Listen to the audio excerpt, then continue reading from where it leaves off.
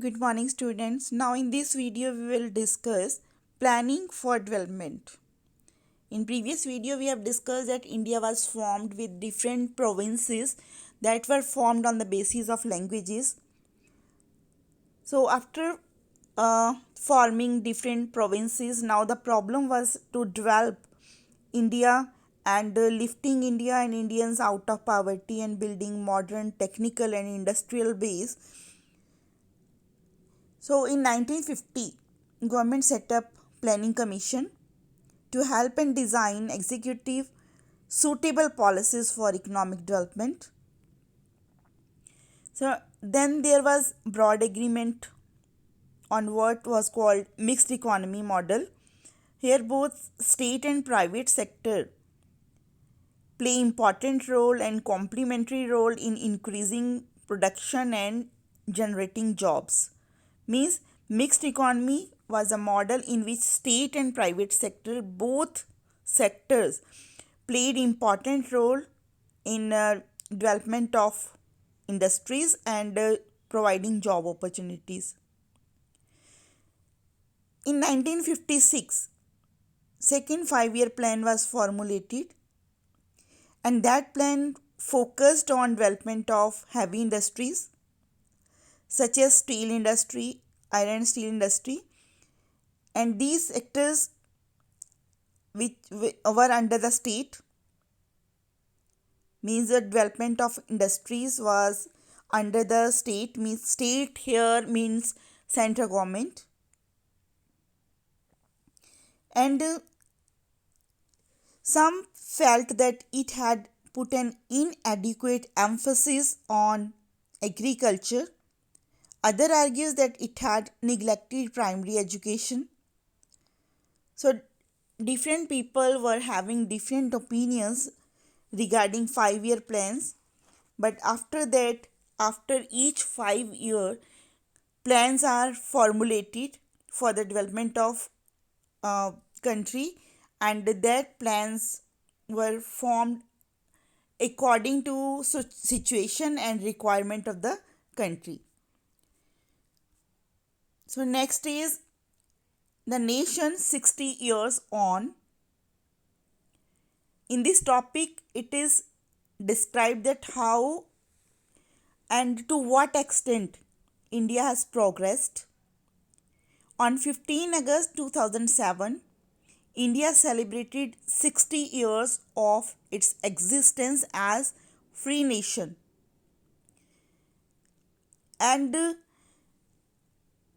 to evaluate India's situation after 60 years of independence, we can say that India is still a united state and it is a democratic state.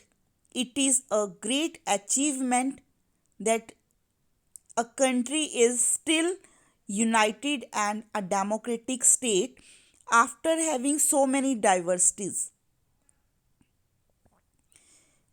And their press is also free, judiciary is independent, and finally the fact that people speak different languages, practice different faiths, but these differences has not come in the way of national unity. On the other hand, deep divisions persist like Dalits. They are still facing violence and discrimination.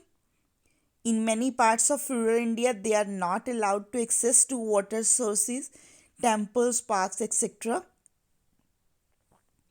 And there have been clashes between different religious groups in many states. Above all, as many observers